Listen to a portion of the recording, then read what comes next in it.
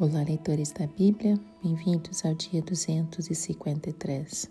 Eu sou a Tati Camargo do Mulheres com Fé e juntos estamos lendo a Bíblia por completo com apenas 15 minutos por dia e alguns minutos adicionais com um mini estudo bíblico. Nós estamos já no final do livro de Ezequiel. Hoje eu vou ler para vocês dos capítulos 43 ao 45.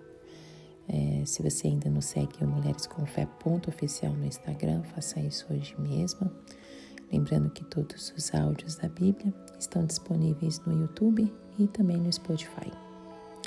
Antes de iniciarmos a leitura, vamos fazer nossa oração.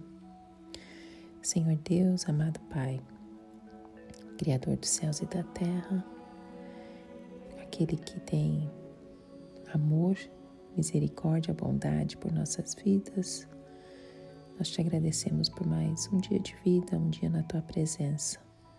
Um dia que temos a oportunidade de lermos a Tua palavra, de relacionarmos mais contigo, de te conhecermos mais. Que o Teu Espírito Santo esteja conosco nesta jornada, nessas leituras, abrindo o nosso entendimento, nos dando compreensão, nos dando sabedoria.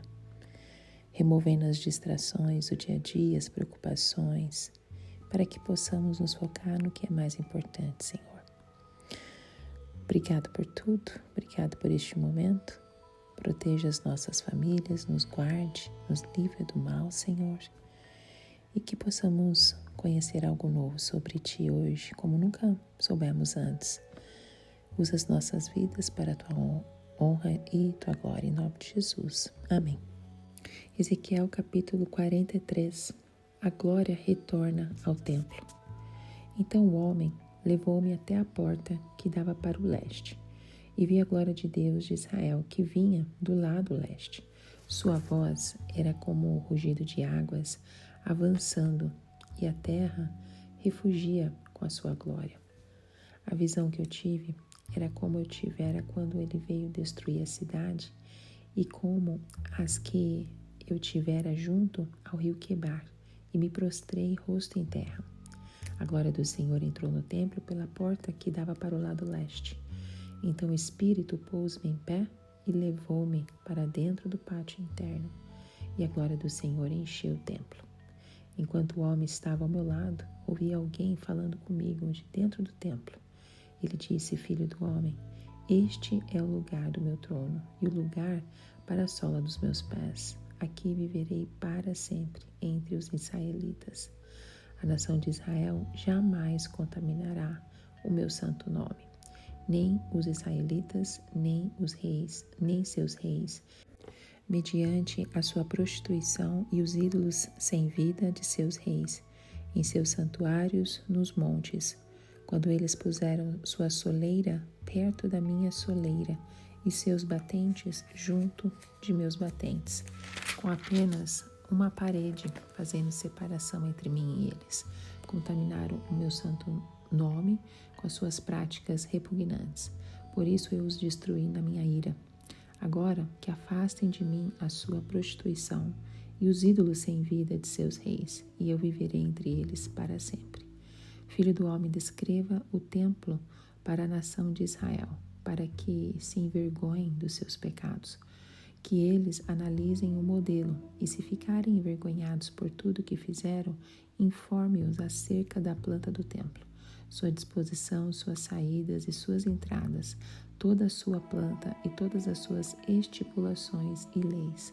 Ponha essas coisas por escrito diante deles, para que sejam fiéis à planta e sigam as suas estipulações. Esta é a lei do templo. Toda a área ao redor, no topo do monte, será santíssima. Essa é a lei do templo. O altar. Estas são as medidas do altar pela medida longa, isto é, a de 0,5 metro. Sua calha tem 0,5 metro de profundidade e 0,5 metro de largura, com uma aba de 1 palmo em torno da beirada. E esta é a altura do altar, desde a calha no chão até a saliência inferior. Ele tem 1 metro de altura e 1 metro de largura. E desde a saliência menor até a saliência maior tem 2 metros de altura e meio metro de largura. A fornalha do altar tem 2 metros de altura e 4 pontas que projetam dela para cima. Ela é quadrada, com 6 metros de comprimento e 6 metros de largura. A saliência superior também é quadrada, com 7 metros de comprimento e 7 metros de largura, com uma aba de 25 centímetros e uma calha de meio metro em toda a sua extensão ao redor. Os degraus do altar estão voltados para o oriente. Então ele me disse: Filho do homem, assim diz o soberano Senhor, estes serão os regulamentos que deverão ser seguidos no cerimonial do sacrifício, dos holocaustos e da aspersão do sangue no altar, quando ele for construído. Você deverá dar um novilho como oferta aos sacerdotes levitas da família de Zadok, que se aproximam para ministrar diante de mim. Palavra do soberano Senhor.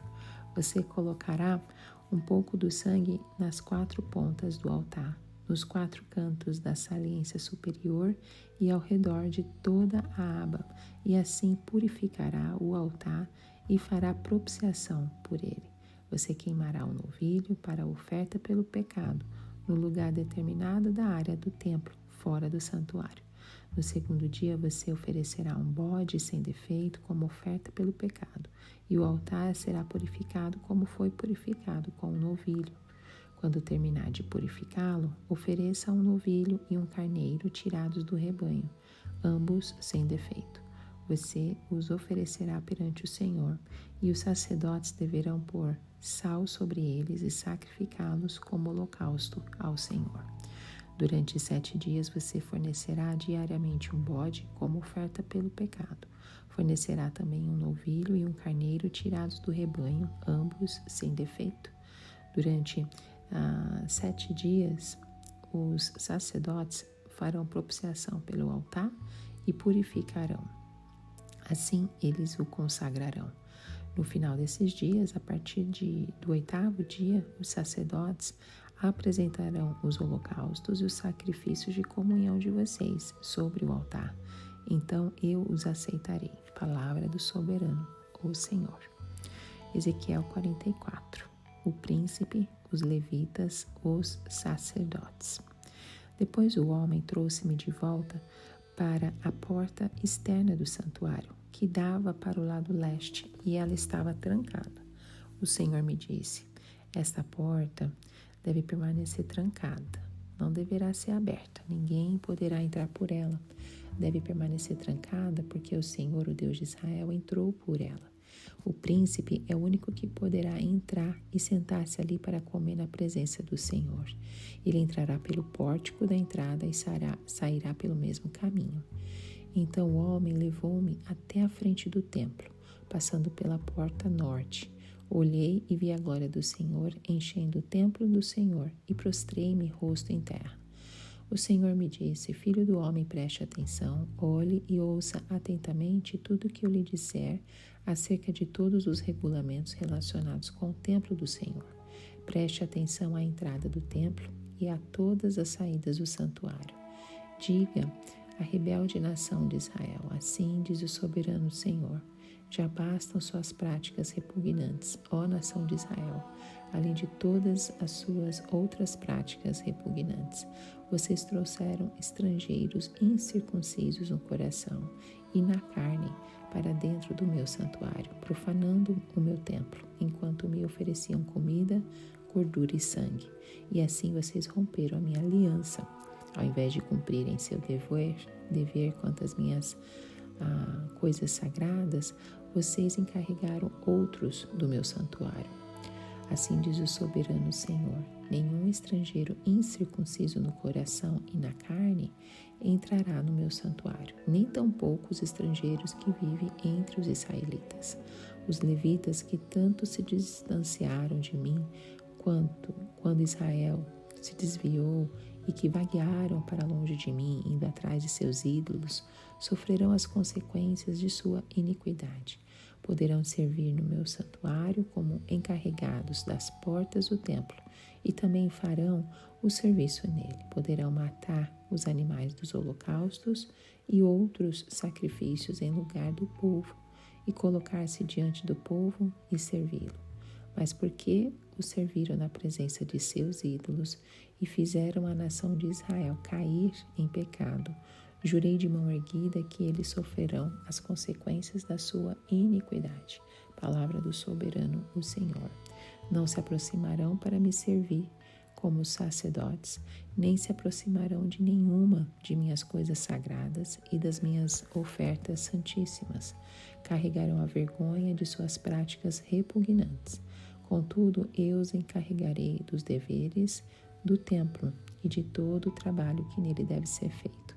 Mas os sacerdotes levitas e descendentes de Zadok, e que fielmente executaram os deveres do meu santuário, quando os israelitas se desviaram de mim, se aproximarão para ministrar diante de mim. Eles estarão diante de mim para oferecer sacrifícios de gordura e de sangue. Palavra do soberano, o Senhor.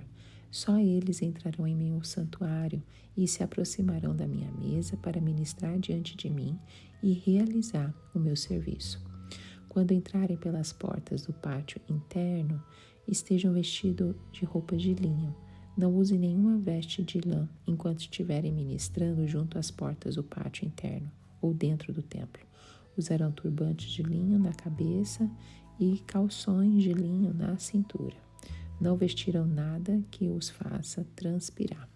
Quando saírem para o pátio externo, onde fica o povo, tirarão as roupas com que estiveram ministrando e as deixarão nos quartos sagrados.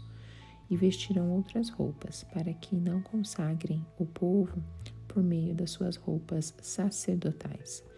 Não raparão a cabeça, nem deixarão o cabelo comprido, mas o manterão aparado. Nenhum sacerdote beberá vinho quando entrar no pátio interno. Eles não se casarão com viúva ou divorciada. Só poderão casar-se com mulher virgem de ascendência israelita ou com viúva de sacerdote. Eles ensinarão ao meu povo a diferença entre o santo e o comum e lhe mostrarão como fazer distinção entre o puro e o impuro. Em qualquer disputa, os sacerdotes servirão como juízes e a decisão será tomada de acordo com as minhas sentenças. Eles obedecerão às minhas leis e aos meus decretos com respeito a todas as minhas festas fixas e manterão santo os meus sábados. O sacerdote não se contaminará por aproximar-se do cadáver de alguém. No entanto, ele poderá contaminar-se se o morto for seu pai, sua mãe, seu filho, sua filha, seu irmão ou sua irmã, desde que essa não tenha marido. Depois de se purificar, esperará 7 dias. No dia em que entrar no pátio interno do santuário para ministrar ali, o sacerdote oferecerá em favor de si mesmo uma oferta pelo pecado. Palavra do soberano, o Senhor. Eu serei a única herança dada aos sacerdotes. Vocês não lhes darão propriedade alguma em Israel. Eu serei a sua herança. Eles comerão as ofertas de cereal, as ofertas pelo pecado e as ofertas pela culpa. E tudo que em Israel for consagrado ao Senhor será deles. O melhor de todos os primeiros frutos e de todas as contribuições que vocês fizerem pertencerá aos sacerdotes. Vocês darão a eles a primeira porção da sua refeição de cereal moído, para que haja bênçãos sobre as suas casas. Os sacerdotes não comerão a carne de aves ou de animais encontrados mortos ou despedaçados por animais selvagens. Ezequiel capítulo 45, a divisão da terra. Quando vocês distribuírem a terra como herança, apresentem ao Senhor como distrito sagrado uma porção da terra, com 12,5 km de comprimento e 10 km de largura. Toda essa área será santa. Desse terreno, uma área quadrada de 250 metros de lado servirá para o santuário, com 25 metros ao redor para o terreno aberto. No distrito sagrado, separe um pedaço de 12,5 km de comprimento e 5 km de largura. Nele estará o santuário, o lugar santíssimo. Essa será a porção sagrada da terra para os sacerdotes, os quais ministrarão no santuário e se aproximarão para ministrar diante do Senhor. Esse será um lugar para suas casas, bem como um lugar santo para o santuário. Uma área de 12,5 km de comprimento e 5 km de largura pertencerá aos levitas, os quais servirão no templo. Essa será a propriedade deles para ali viverem. Como propriedade da cidade, vocês darão uma área de 2,5 km de largura e 12,5 km de comprimento, adjacente à porção sagrada. Ela pertencerá a toda a nação de Israel. O príncipe possuirá a terra que fica dos dois lados da área formada pelo distrito sagrado e pela propriedade da cidade. Ela se estenderá no lado oeste em direção ao oeste e no lado leste em direção a leste, indo desde a fronteira ocidental até a fronteira oriental, que é paralela a uma das porções tribais. Essa terra será sua propriedade em Israel, e os meus príncipes não oprimirão mais o meu povo, mas permitirão que a nação de Israel possua a terra de acordo com as suas tribos. Assim diz o soberano Senhor: vocês já foram longe demais, ó príncipes de Israel. Abandonem a violência e a opressão e façam o que é justo e direito. Parem de apossar-se do que é do meu povo. Palavra do soberano Senhor. Usem balanças honestas, arroba honesta e pote honesto. A arroba e o pote devem ser iguais. O pote terá 1/10 de um barril. O barril deve ser a medida padrão para os dois. O peso padrão deve consistir de 12 gramas. 20 pesos mais 25 pesos mais 15 pesos equivalem a 720 gramas. Ofertas e dias sagrados. Esta é a oferta sagrada que vocês apresentarão: 1/6 de uma arroba de cada barril de trigo e 1/6 de uma arroba de cada barril de cevada. A porção prescrita de azeite, medida pelo pote, é de 1/10 de pote de cada tonel, que consiste de 10 potes ou um barril, pois 10 potes equivalem a um barril. Também se deve tomar uma ovelha de cada rebanho, de 200 ovelhas das pastagens bem regadas de Israel. Tudo será usado para as ofertas de cereal, os holocaustos e as ofertas de comunhão, para fazer propiciação pelo povo. Palavras do soberano Senhor. Todo o povo da terra participará nessa oferta sagrada para o uso do príncipe de Israel. Será dever do príncipe fornecer os holocaustos, as ofertas de cereal e as ofertas derramadas nas festas, nas luas novas e nos sábados, em todas as festas fixas da nação de Israel. Ele fornecerá as ofertas pelo pecado, as ofertas de cereal, os holocaustos e as ofertas de comunhão para fazer propiciação em favor da nação de Israel. Assim diz o soberano Senhor: no primeiro dia do primeiro mês você apanhará um novilho sem defeito e purificará o santuário. O sacerdote apanhará um pouco do sangue da oferta pelo pecado e o colocará nos batentes do templo, nos 4 cantos da saliência superior do altar e nos batentes do pátio interno. Você fará o mesmo no 7º dia do mês, em favor de qualquer pessoa que pecar sem intenção ou por ignorância. Assim vocês deverão fazer propiciação em favor do templo. No 14º dia do primeiro mês, vocês observarão a Páscoa, festa de 7 dias, na qual vocês comerão pão sem fermento. Naquele dia, o príncipe fornecerá um novilho em favor de si mesmo e de todo o povo da terra como oferta pelo pecado. Diariamente, durante os 7 dias da festa, ele fornecerá 7 novilhos e 7 carneiros sem defeito, como holocaustos ao Senhor, e um bode como oferta pelo pecado. Ele fornecerá como oferta de cereal uma arroba para cada novilho e uma arroba para cada carneiro, junto com 1 galão de azeite para cada arroba. Durante os 7 dias da festa, que começa no 15º dia do 7º mês, ele trará as mesmas dádivas para as ofertas pelo pecado, os holocaustos e as ofertas de cereal e azeite. Ezequiel 43 nos ensina que Deus deseja habitar no meio do seu povo purificado. A glória que um dia partiu do templo por causa do pecado, agora retorna como selo de restauração. Isso nos mostra que mesmo após o juízo, Deus continua comprometido com a sua aliança. Ele volta, ele perdoa, ele se revela com graça e exige santidade. Esse capítulo se insere na seção final da grande visão do templo, que acontece no 25º ano do exílio, ou seja, por volta do ano 573 a.C. O povo está na Babilônia há mais de 2 décadas e Jerusalém já havia sido destruída. A esperança da reconstrução parecia distante e o templo, símbolo da presença divina, havia sido destruído. É neste contexto que Ezequiel recebe uma visão detalhada de um novo templo que ocupa os capítulos 40 até o 48 e que é o clímax da visão dele.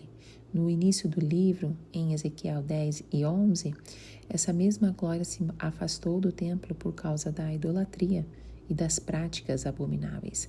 Agora a glória retorna, sinalizando reconciliação e restauração da comunhão com o povo. No versículo 1 diz assim: Então o homem levou-me até a porta que dava para o leste. Então Ezequiel retorna ao mesmo lugar de onde a glória de Deus partiu no passado. Agora ele vê a glória de Deus de Israel vindo do Oriente. O som que acompanha a glória é como de muitas águas e a terra inteira resplandece com a sua luz. Essa manifestação é intensa, visual e sonora. O profeta se lembra das visões anteriores no rio Quebar e se prostra com o rosto em terra. O Espírito o levanta e o leva ao pátio interno, onde a glória do Senhor enche o templo. Do interior do templo, Yahvé começa a falar: Filho do homem, este é o lugar do meu trono, o lugar para a sola dos meus pés. Lá no versículo 7. Ele afirma que viverá ali para sempre entre os israelitas. A linguagem é de realeza. Deus estabelece sua residência e seu governo no meio do povo. Mas há um contraste. Ele lembra o motivo de sua saída no passado: prostituição espiritual, idolatria e culto aos mortos.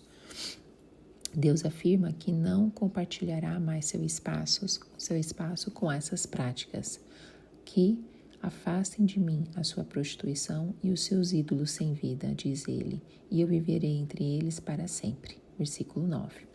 A permanência da presença de Deus está condicionada à purificação do culto e à exclusividade da adoração.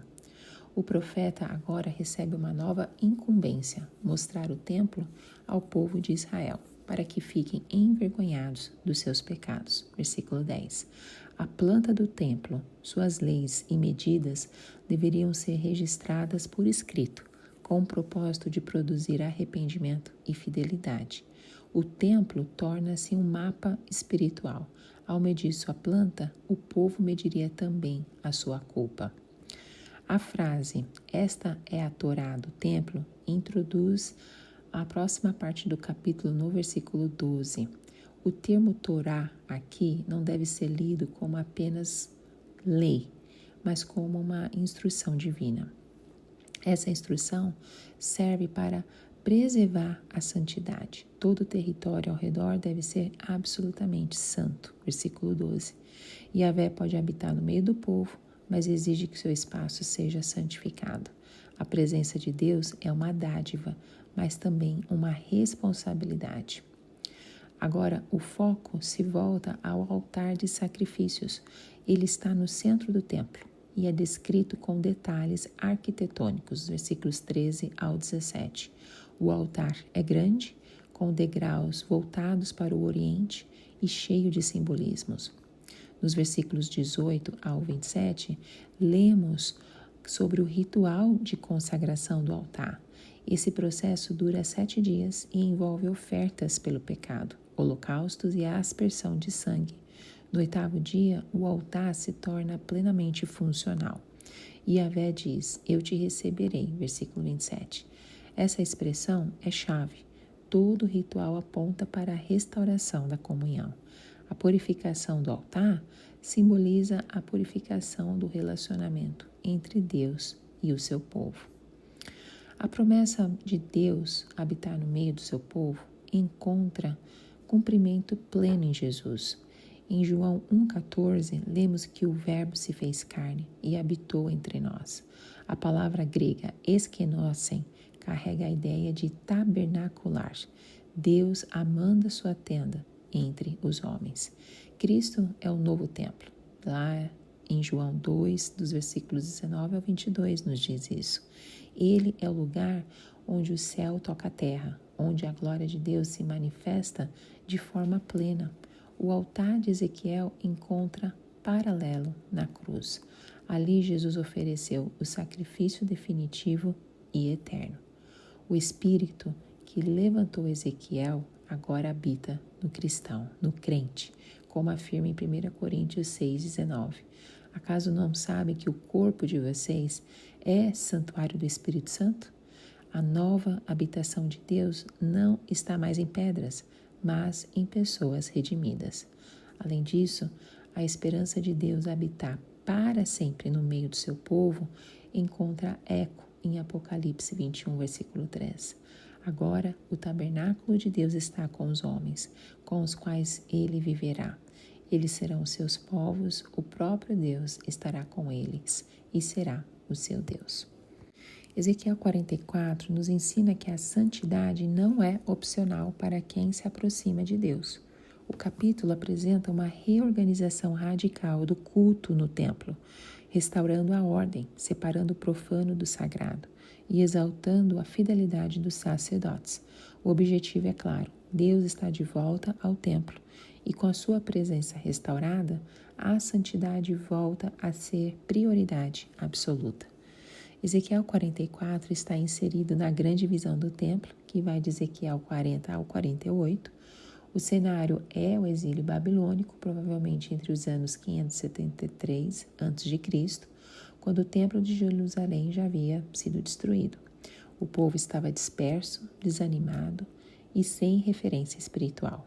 Mas Deus mostra ao profeta uma realidade futura, restaurada, onde a presença divina volta a habitar entre seu povo. A primeira cena chama atenção.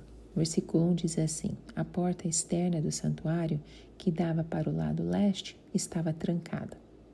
O próprio Deus explica o motivo: porque o Senhor, o Deus de Israel, entrou por ela. Versículo 2. Essa porta se tornou sagrada. Ninguém mais pode usá-la. Isso representa que Deus agora está presente de forma permanente. O trancamento simboliza exclusividade e santidade. No versículo 3, o príncipe é o único autorizado a se sentar à entrada da porta, mas nem mesmo ele pode atravessá-la. Ele apenas se posiciona no vestíbulo para comer diante do Senhor, indicando um papel cultual e não régio. Isso enfatiza a separação entre autoridade civil e sacerdotal. O profeta é levado até a frente do templo e vê novamente a glória do Senhor enchendo o templo. Versículo 4. Ele cai com o rosto em terra. Essa cena retoma Ezequiel 43, quando a glória de Deus retornou ao templo. Aqui Deus começa a falar diretamente com Ezequiel com a fórmula: Filho do homem, preste atenção. Versículo 5. É um chamado para ouvir, ver e compreender os regulamentos do templo. O profeta deve registrar as regras de acesso e culto. Isso marca uma nova fase da visão, da contemplação para a escuta e obediência. Deus acusa Israel de ter profanado o templo ao trazer estrangeiros incircuncisos no coração e na carne. Versículo 7.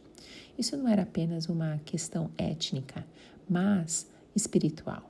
Eles permitiram que pessoas não consagradas se aproximassem de coisas santas. Isso violava a aliança e as regras básicas da pureza cultual. A crítica não recai sobre os levitas, mas sobre todo o povo. Eles encarregaram outros do meu santuário. Versículo 8.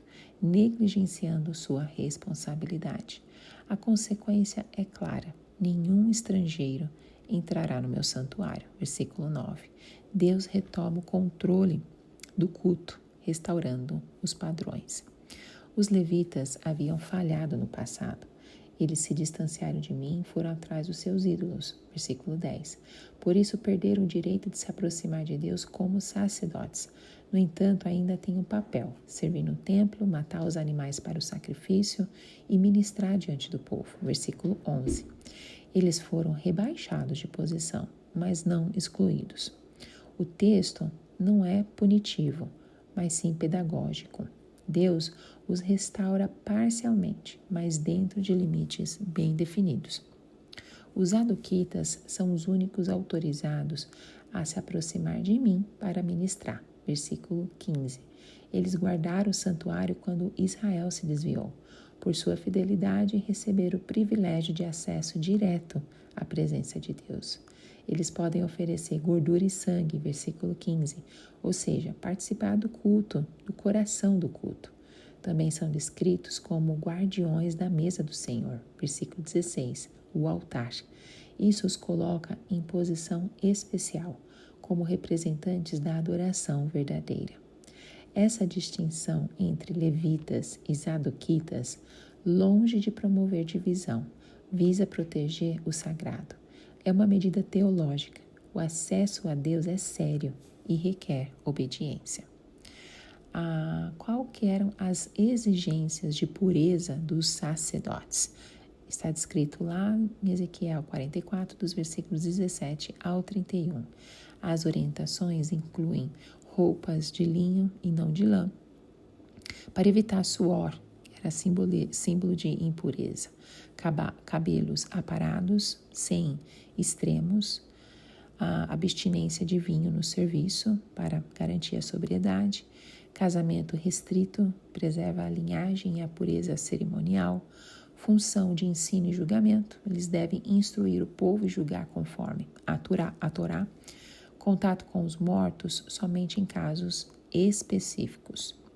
Essas regras mostram que os sacerdotes não eram apenas agentes do culto, mas também modelos de santidade para o povo.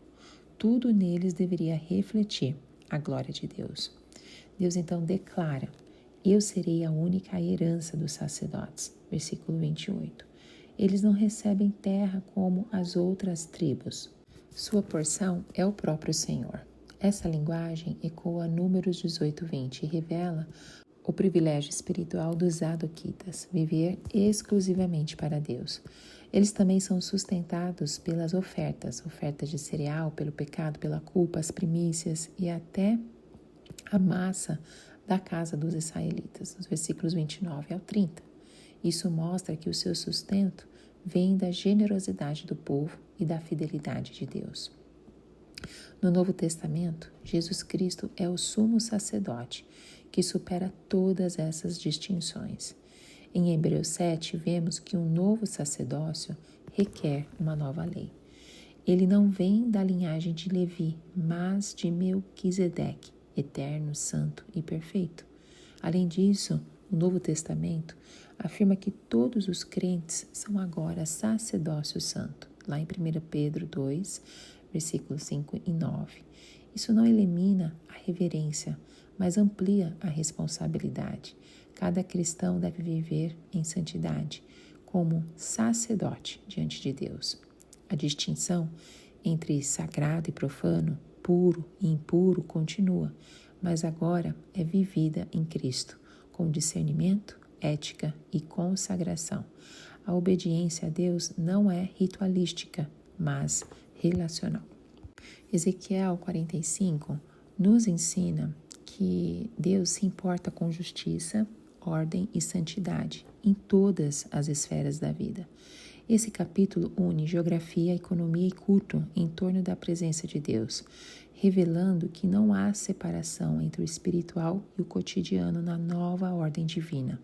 A maneira como a terra é distribuída, as medidas são padronizadas e as festas são celebradas mostra que o Senhor deseja uma comunidade onde Ele esteja no centro. Isso muda tudo. O capítulo 45 faz parte da última grande sessão de livro de Ezequiel, os capítulos 40 ao 48, onde o profeta descreve uma visão detalhada de um templo ideal com leis e ordenanças específicas para a vida do povo restaurado. Estamos no exílio babilônico por volta do ano 573 a.C. e Ezequiel entre os deportados. Oferece uma esperança concreta de restauração, não só de culto, mas de toda a estrutura social e política de Israel. O capítulo começa sem introduções. Quando vocês distribuírem a terra como herança, apresente ao Senhor como distrito sagrado uma porção. Versículo 1. O texto já parte do princípio de que a terra pertence a Deus e a primeira porção deve ser separada para ele. Ezequiel descreve um território de 12,5 por 10 quilômetros como santo. No centro dessa área está o santuário e ao redor as terras dos sacerdotes e levitas. Isso reflete a hierarquia da santidade, do mais santo, o lugar santíssimo, até a área pública da cidade. A transição do verso 8, parte B, para o 9 é abrupta, mas poderosa. Vocês já foram muito longe, ó príncipes de Israel. Abandonem a violência e a opressão. Essa denúncia nos lembra do caso em Nabote, em 1 Reis 21, quando o rei toma sua vinha à força. É como se o Senhor dissesse: chega de corrupção, chega de ganância. O novo templo exige novos corações. Logo em seguida, Deus entra no campo da economia. Usem balanças honestas, arroba honesta e pote honesto. Versículo 10. Aqui, a fé se torna prática. Não basta oferecer sacrifícios. A justiça precisa estar na feira, no mercado, na balança de cada comerciante. Essa ordenança lembra Levítico 19:36, onde os pesos justos eram uma exigência moral, porque eu sou o Senhor vosso Deus. Os profetas denunciaram diversas vezes os comerciantes desonestos. Deus se importa com o modo como tratamos as pessoas nas pequenas transações. Deus estabelece o que cada israelita deve entregar: uma porção de trigo, cevada, azeite e uma ovelha de cada 200. Essas ofertas não são opcionais, são responsabilidade de todos para manter o culto funcionando. O interessante é que o príncipe tem um papel-chave. Ele é o responsável por garantir que os sacrifícios sejam feitos nas festas, luas novas e sábados. Ele não é sacerdote, mas é protetor da adoração. Isso aqui nos mostra que os líderes não estão acima da fé. Eles devem ser os primeiros a garantir que Deus seja honrado. No início do ano, um novilho é sacrificado para a purificação do templo. O sangue é colocado nas portas, no altar e no pátio. Essa cerimônia lembra a inauguração do tabernáculo, em Êxodo 40, versículo 2, e a dedicação do altar em Ezequiel 43, dos versículos 18 ao 27. Às vezes precisamos de um novo começo, e quando Deus purifica, Ele começa pelas estruturas, pelo templo, pelas portas, pelo altar. Nos versículos finais, vemos a Páscoa sendo reinterpretada. Originalmente, a celebração era doméstica, liderada pelo pai de família, conforme Êxodo 12. Aqui, o príncipe lidera tudo. Ele fornece os animais, as ofertas de cereal e o azeite. Não há mais menção ao cordeiro. Em vez disso, o texto fala de novilhos, carneiros e bodes. Isso mostra uma evolução do rito. A Páscoa se torna um ato nacional de expiação. Um novo povo, uma nova terra, um novo culto. E tudo começa com arrependimento. A ideia de um povo puro, liderado por um príncipe justo, aponta para Jesus. Ele é o verdadeiro príncipe da paz, que se entrega como sacrifício definitivo. A nova Páscoa de Israel encontra eco direto em Jesus, o Cordeiro de Deus, que tira o pecado do mundo. João 1:29. Ele não oferece o novilho por si mesmo. Ele se oferece a si mesmo em favor de todos. O templo purificado também se cumpre em Cristo. Ele é o novo templo e por meio do seu sangue nos purifica e nos torna a habitação de Deus pelo Espírito. O ideal de justiça nas balanças, medidas e liderança se manifesta plenamente em Jesus. Ele não oprime, não confisca, não manipula. Ele serve, perdoa e chama seus seguidores a fazer o mesmo. Amém? E assim nós terminamos estes 3 capítulos. Percebemos também que Deus deseja governar cada área de nossa vida. Não existe assunto secular para Ele, não existe separação. Aqui pode, aqui não pode. Ele quer governar cada área de nossa vida. A forma como a gente negocia, distribui, como compartilhamos, o que consagramos, tudo deve refletir a sua justiça. A gente aprende também que a santidade não é apenas evitar o pecado, mas colocar Deus no centro de tudo. Quando a nossa vida gira ao redor dele, tudo encontra seu lugar. A nossa casa, o nosso trabalho, a nossa comunidade. Amém? Que Deus continue falando aos nossos corações e eu encontro você no próximo áudio. Tchau, tchau.